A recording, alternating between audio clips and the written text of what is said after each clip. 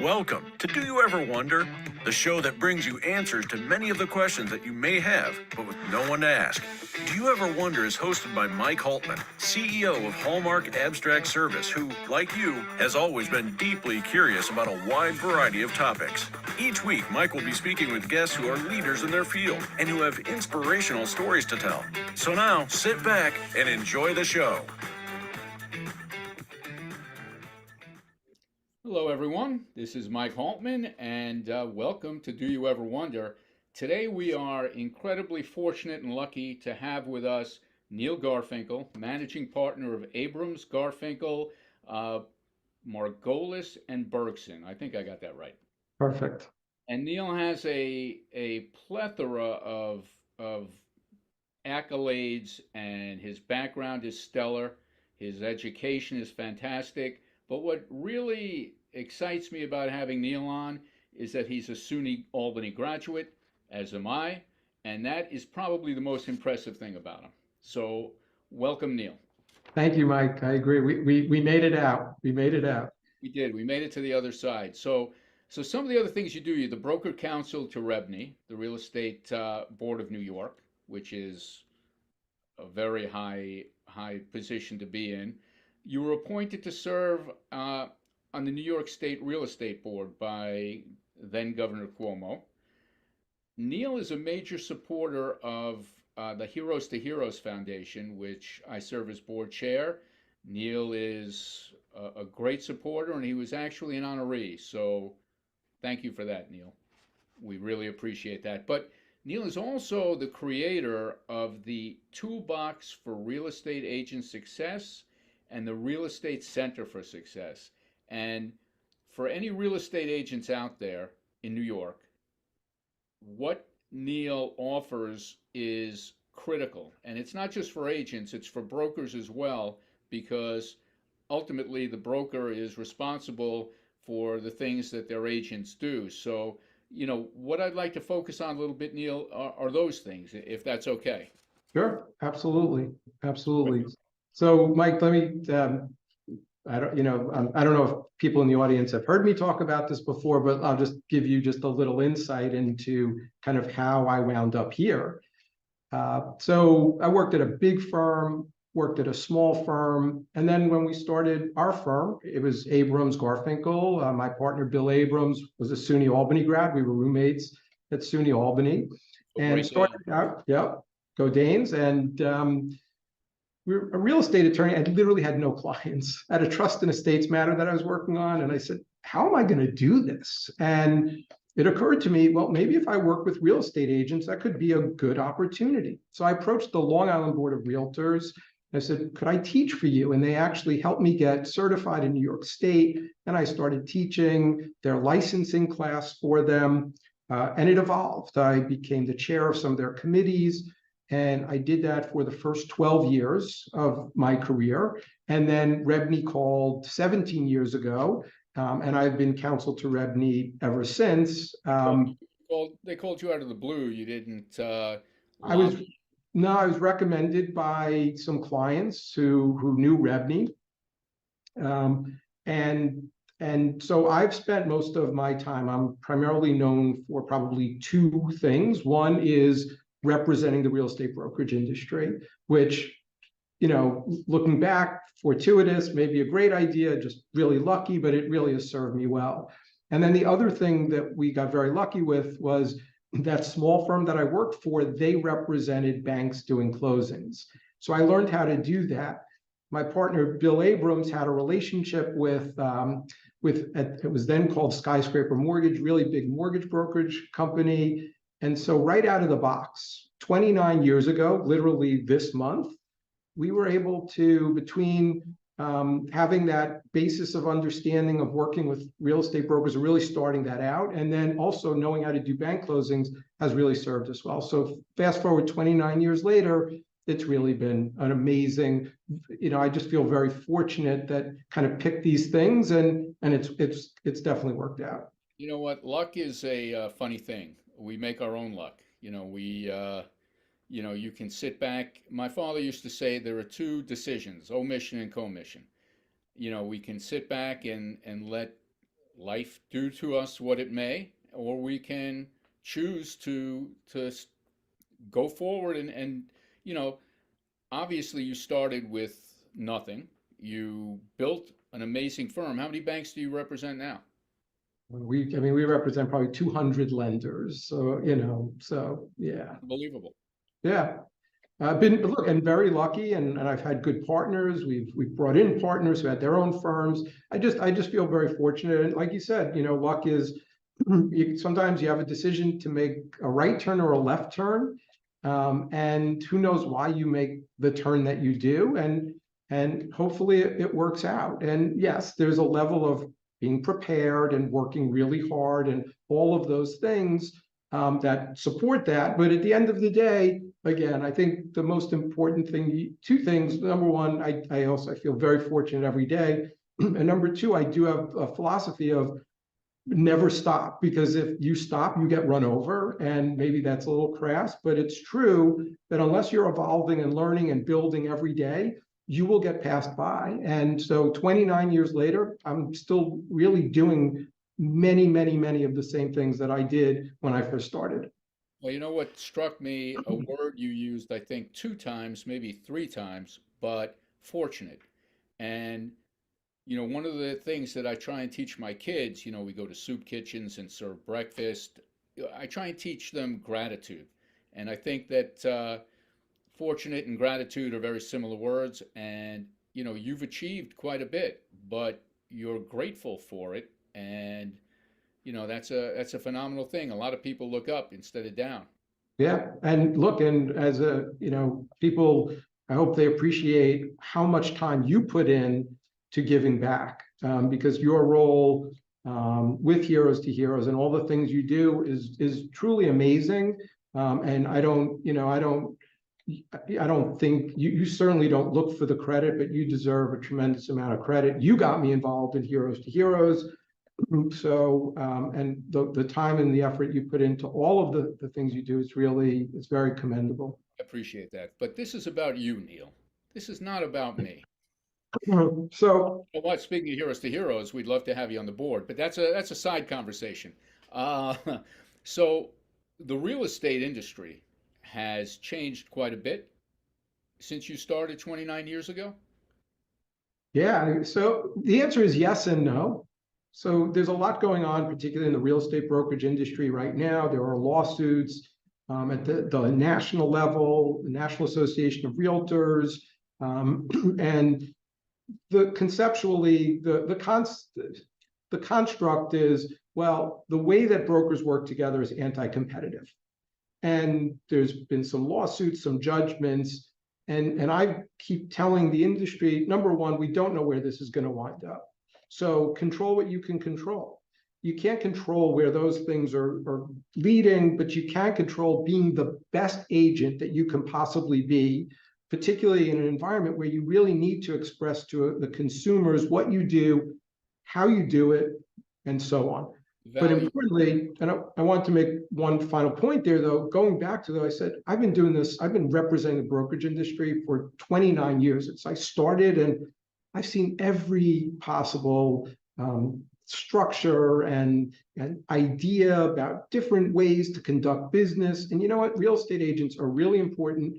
They bring a tremendous amount to the table. I am a huge, huge proponent, not only because I work with them, I use them, whatever the case. And the point is, though, is that things are always changing, and you just need to evolve, and you know what, and establish your value, establish your worth, and you will be fine. And so, yes, there's all these changes, but at the end of the day, there's still the same core concepts that you conduct your business. And if you do that, you will be successful. So I'm going to put you down as not sure if you think FISBO is a good idea. You know, Those who don't, FISBO is for sale by owner. I'm not a person of generalization. So I will never say to you, well, you never would do that. I suppose that for someone that may make sense for whatever reason. I could just speak from firsthand experience. I sold my house recently a couple of years ago. Let me tell you, my broker was amazing. More importantly, I didn't need to use her when I bought my house. Going from the sell to the buy, I did not need to use her. If anyone didn't need to use a broker, it was me, quite frankly. I 100% used her, and she was instrumental. We had a difficult seller, difficult situation, and she was terrific. So But I couldn't speak more highly about that. it's definitely an important go-between, because if for anyone who's ever had an open house and been there, it's it- take that and multiply it 10 times when now you have to negotiate with someone who's dissing your house and telling you that they're going to knock it down. Yeah, it's a broker serves many purposes. No Yeah, question about buying real estate is unlike anything else. Let's think, it's emotional, it is tactile. I say that you need to look with your heart, but buy with your head. But at the same time, it's all of those things wrapped up in most instances, it's going to be the largest purchase or sale that you ever do in your lifetime. So the financial implications are huge. Roll all that into a big ball. You need help doing that. You know what's funny? I preach this is the largest financial commitment you will likely make in your lifetime, and I say that in the context of people who who go in and use a cheap attorney because they don't want to spend 4 grand, they want to spend 1 grand, and as if it doesn't matter, or the title insurance that their attorney tells them to write a check for at the closing, they don't even know what the hell it is, and yet it's protecting the largest financial commitment of their lives. It's an interesting dynamic when buyers get into real estate, they throw all of their trust behind someone, which is great because the attorney does have their best interests at heart, but they seem to lose the curiosity that we spoke about in terms of what's going on in my transaction. They just sit back and take a back seat.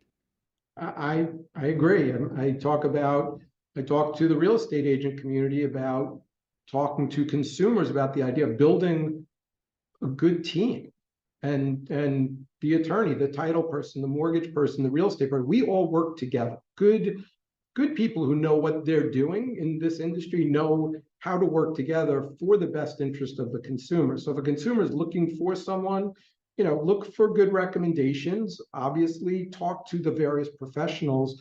Being penny wise and pound foolish is not a great idea when you're spending all of this money. It boggles the mind. I mean, Oh, yeah. I'll give you a great example, Michael, which is renting out property. So owners all the time, they have an asset. Let's say they're renting out their condo in the city. It's worth $1.5 million. They're getting $3,000, $4,000 a month. And they say to the broker, can you prepare the lease for me?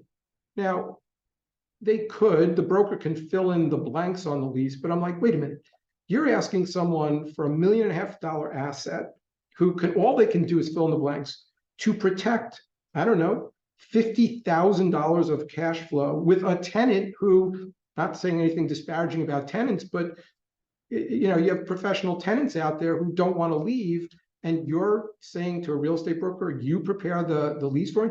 Broker did their job. They brought people together. It makes me nuts. But again, not only might that tenant not leave, but they probably won't be paying the rent either. exactly. So just a good example. We see this all the time. We do see that all the time. People, unfortunately, they make bad decisions. So I think it's our job. Look, I say with us, we're definitely not the cheapest. We're definitely not the most expensive. We're right in the middle, but I promise you, we will. We do an amazing job for you. You know what? You're in the sweet spot. Listen, Yeah, you know, I've seen too many examples of penny wise and dollar foolish in my life that, you end up paying twice. You go with the cheapest contractor and he does crap work and doesn't show up. And now you have to get another contractor who's not going to certify the first guy's whatever. You know the drill. yeah. No, we do. We see it a lot. So, but it is important for all of us as professionals to establish our worth, to provide value, and so on, and really importantly, to work well with others. I can't really stress that enough, because we see how sometimes that isn't the case. Everyone So has to play well in the playpen. yeah, yeah, particularly for what we do, right? People talk about litigation. I know you've had some litigators on. Look, they do what they have to do. I don't fight with anyone. Now, I might negotiate on behalf of a client, but I'm not fighting. We're not fighting. We're working towards an end. Solution. Yeah, absolutely, exactly. Because at the end of the day, I love what we collectively what we do. We help people find houses, places to live, shelter, all of those We're great helping things. people build their dreams, Neil. Yeah, We're I, dream makers. You and I are dream makers. you know what? I know you're saying that, kind of jokingly, but I will tell you that I truly believe that. I talk to the real estate agent community about that. I talk to my people about that. We do an amazing thing every day. We lose sight of it because it's so rote to us. It's just part of this formulaic process that many times we follow. So we lose sight of the fact that really what we do. And so I will say to you, yes, we really do. We do that amazing thing every day. And you know what? That's true whether you're working with the buyer or the seller. I mean, 100%. Absolutely. no question. So tell me the provenance of the toolbox for real estate agent success. Sure. So during the pandemic, I thought about how to communicate with all this knowledge that I've built. And that in the context of also I'm asked to speak at real estate offices all the time. I'm asked, which was great, but it was also, particularly with the advent of Zoom, we could do 3 in a day. It wasn't, previously before COVID, I would go to someone's office, but I might do that in the morning and not, and then have the rest of the day. But so I was just finding the whole thing was overwhelming. So I decided to kind of put together these different resources, and it kind of built on it. And it was great. I mean, I think we got up to like 9,000 members. Wow. We built a professional model and a free model because I think that it was really important that a lot of the things we talk about, building a structure, we offered those tools for free. And then I was approached by two other lawyers, have friendly competitors. During COVID, they did the same thing, but they took a different tack, which was they focused on building a school that could offer continuing education credits. Real estate agents are required to have 22 and a half hours of continuing education every 2 years. And so they approached me and they like, would you teach for us? And I'm like, not really interested in necessarily teaching. I already teach for LIBOR REBNY, but maybe we should think about pulling these two resources together. And out of that came the Real Estate Center for Success. So we also looked at the environment and said, a lot of what is being offered to real estate agents, it's not great. You read your materials, you take a test. And we said, well, do people really want to read?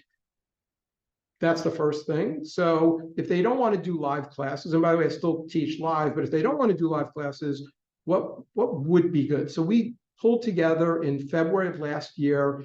We did a 4-day symposium. We filmed 28 hours of continuing education classes with all panel style, all with professionals. So we pulled professionals and we created this content. It actually took us in post-production till September. So we actually launched in September. So this is a first class program, but how many credits does a real estate agent need?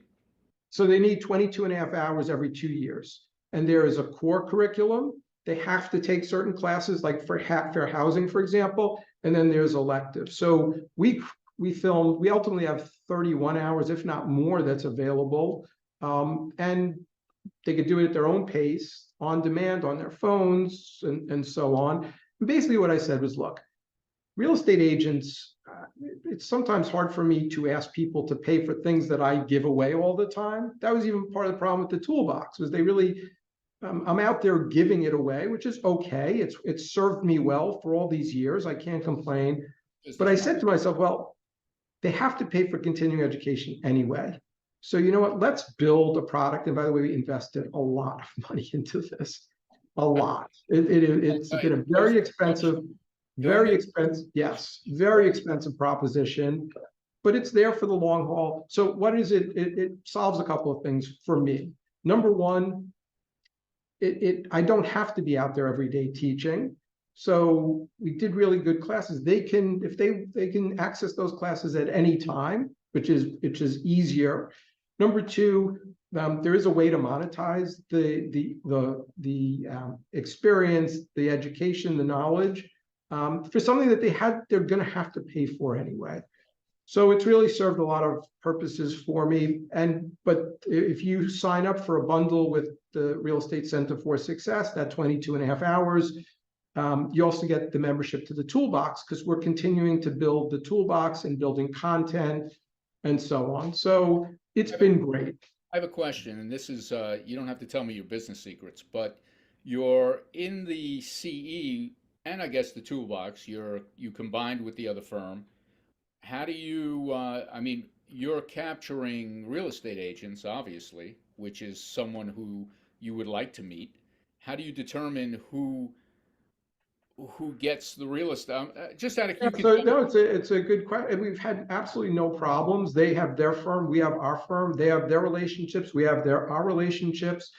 It really hasn't, hasn't been an issue. It's Michael Romer and Pierre DeBoss from Romer DeBoss. Terrific guys. I mean, I didn't know what we were getting ourselves into. I like them. I've known them for years, but I didn't know. And it's been a great relationship. We've had no problems. If someone wants to refer a deal to them, they'll refer a deal to them. And we haven't had any identity crisis issues. So you have 9,000 brokers signed up, agents signed up. How So many? that's for the Toolbox. I'm not sure how many we have for the school. We've How done many, some. how many agents are there? What is the pool? So there's 130,000 licensees, brokers, salespeople in New York. There's about 130,000 licensees in New York. So I would imagine, do you guys approach the principals of the firms and try and have them bring you in? So we've done some deals. We've done some affinity relationships. One of the things that I do, I talk a lot about fair housing, and I'm very passionate about it. It's a very important topic for all the reasons that you could imagine. Our 3-hour fair housing class, which covers their 3 hours of continuing education requirements, we give that away for free. And we've done that for a number of firms. So we have a relationship there, and we're hopeful that as a result of them taking the 3-hour class, that they'll see the product that we offer and they'll want to take the rest of their credits. So it's been it's worked really well. And by the way, we've probably given 2,000 people have taken the fair housing class, and trust me, not all of them have signed up for continuing education. The other thing that we're doing, and again, it's going to be launched shortly, is we have established also. Is this like, what do they call it on TV? A breaking news story? So I can't. It will be announced shortly, but we've also partnered with 2 trade associations to provide an infrastructure for this on-demand education, and so that will be announced shortly. You're always evolving, you're always innovating. That's why you are successful. So now I wanted to ask you about the requirements that you provide, and I know that you provide the CE, and I was going to get more into whether you provide anything preliminarily for someone who wants to be an agent. So we've done the CE piece, and we continue to build that. But yes, in order to get a salesperson's license in New York, you need to take a 77-hour class, pass the test, and then pass a state test. And we are in the process of filming that 77 hours. And we're doing it a little bit differently in that we've got a great instructor. He teaches this on a regular basis, but we're moderating. So for example, I'm going to do 12 or 13, 14 hours of my core competency, and we're going to teach them together. So we work off of a textbook, and we'll do that on demand as well, and definitely a little bit different. So you will embellish because you know some of the areas from your experience that need to be embellished. First and foremost, people want to pass the exam. They want to get their license, right? But presumably you're not spending 77 hours just to pass an exam. How about spending 77 hours so you could pass the exam, but also then have a foundation within which to pursue a profession. Right. So, I mean, you're offering, as they say in some places, cradle to grave education. We're using our platform to make our constituency better, which, it's not altruistic either, right? It's an opportunity to make money. I would never deny that, an ability to monetize our experience. But also, I always say this, which is, how did I build the firm? I built the firm on the idea that if real estate agents are doing well and doing deals, I'm going to be doing deals as well. Right. So again, it's not necessarily altruistic, but it is all goes back to we're still helping people. That's what we do. We all of us, we do that. We help people achieve this dream. And that's why I say it seriously. I know we were joking a little bit about that, but we really are. So it all, it all does come together. I agree 100%. So that was the requirement side, the CE, the agent test. But I think more important, especially now. So I used to watch All in the Family, and some people might remember this when he was selling his house, and there were all things about redlining, and there were all things. Yeah, it was a great episode. But the risks inherent now to an agent and ultimately their broker are huge. So, you started talking about fair housing, and you give a 3-hour class in fair housing. It seems that the risk to an agent, I mean, you could utter the wrong word and be in a whole heap of trouble. Yeah, when I teach, and I teach for at least twice a month, the 3-hour class live for REBNY and LIBOR, Long Island Board of Realtors, Real Estate Board of New York. And I say this at the beginning, I say, look, I don't care about the racist real estate agent. Why do I say that? Obviously, I say it from the perspective of anything I do or say, likely not going to change anything. And even if I talk about the fines and all of that, I'm not condoning it. Please don't take it that way.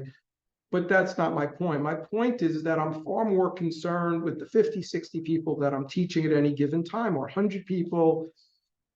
They just want to do their job. They don't care what someone looks like. They don't care about their religion, their sex, and so on. They want to do their job so they can collect their commission. They can do an amazing thing and move on to the next one. Absolutely. Fair housing laws are really complex. And so what we do is with an underpinning of why we do what we do, the importance of fair housing, it is to help real estate agents understand what the laws are and use strategies in order to comply with those laws to get to the finish line. And so, yes, I'm concerned about, again, the person just wants to do their job, but we don't want them violating fair housing laws for obvious reasons. And we want to make sure that they can just get to the finish line. It's good for everyone. Good for everyone. But I'd asked you before whether you go to the broker, or, the owner of a big company. What is the risk if an agent violates fair housing in some way? What is the risk to that broker? So the risk has changed a little bit. There was an article in Newsday in 2019 called Long Island Divided, and it was a 3-year investigation that Newsday did, and it really disclosed significant amounts of fair housing violations, both overt and then much more understated. It focused on statistics, and so maybe not even intentional violations, but it created this. It showed how if left to their own devices, a real estate agent very well may take someone of color to an area of color because they felt like that is where they'd want to live and so on, right? In a relatively white neighborhood, they would say something like, "Yeah, you're not going to like the schools here." So, right, so that's right, that's overt, right? Saying something like that is clearly a racist, it's clearly a fair housing violation. I'm talking more about someone comes to you, Michael, and what they did was they used paired testers. So a white person, a person of color, and they wanted to see if financially they were very similar, even geographically, roughly, looking the same, but how would you, as a real estate agent, make a decision about where you wanted to provide opportunities, right? And just there's concepts of implicit bias and whatever, and just so they just showed statistically how those choices, when made by the real estate agent, were steering people to a particular area. So obviously we need to. So I say now, if someone comes to you and says, "Well, I want to live in this, I want to be in a primarily Jewish neighborhood," the appropriate response is, you tell me where you want to live geographically. I'm not going to pick and choose where I think.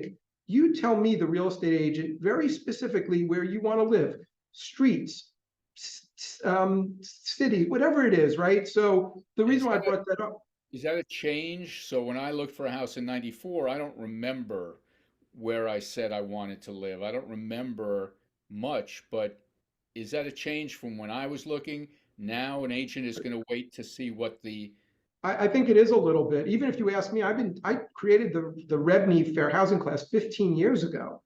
And I would have maybe answered that question a little bit different. If someone came to me and said, "Look, I want to live in an Orthodox Jewish community," I might have said, "Oh, okay, let me find some options for you." I would, again, as I said, I would answer that question differently. I'd say, you consumer, you buyer, need to tell me more specifically from a geographic perspective where you want to live. so would Um, that, would that be a violation if you said, I'm gonna, great, let me show you some Orthodox communities. Is that a violation? it's not a per se fair housing violation, but again, I would not recommend it. I would leave it up to the buyer to tell you specifically where they want to look, and then I would provide options. So you asked me the question I wanted to bring, because as a result of Long Island Divided, though, there were a number of laws that were passed or changes that were made. And one of the changes that was made, the Department of State always had the ability to revoke a real estate license for what was, for the language in the statute or the rules and regulations, is for untrustworthy behavior, or not doing your job with good skill and care.